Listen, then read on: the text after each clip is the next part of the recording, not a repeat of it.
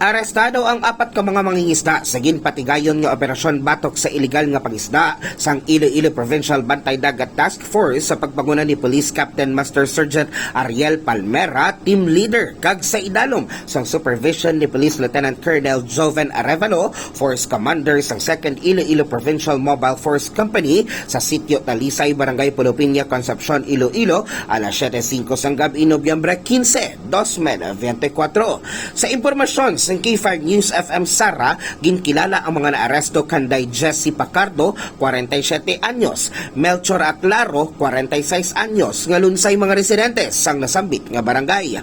Rudy Mendres, 52 anyos, kag Rolimat Ehara, 25 anyos, nga lunsay mga residente sang barangay Igbon, Concepcion, Iloilo. Nakumpiskar sa ila paghinakop ang 4 ka mga sakayang pandagat kag fishing paraphernalia upod sang mga isda nga nagabalor 1,000 pesos. Yara naman sa karon ang kustodiya sa mga sakayang pandagat kag mga fishing paraphernalia sa Provincial Bantay Dagat kag makuha lang ininila kung sila makabayad sang ginarekomendar nga balaydan sang local government unit. Gikan diri sa Banwa sang Concepcion, ako si K5 Region C Bataanon para sa Kampiyon nga Balita, Serbisyo Publiko kag Kalingawan sa 5th Distrito.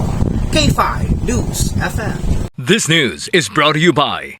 Are you experiencing body weakness? Do you have delayed wound healing? Do you feel hungry all the time? You may have diabetes. A powerful duo to help diabetic. Natural way of lowering blood sugar level. Clinica DTX 500 is a powerful duo that combines of ampalaya extract and the sugarcane extract. Clinica DTX 500 stimulates the production of insulin, enhance conversion to energy.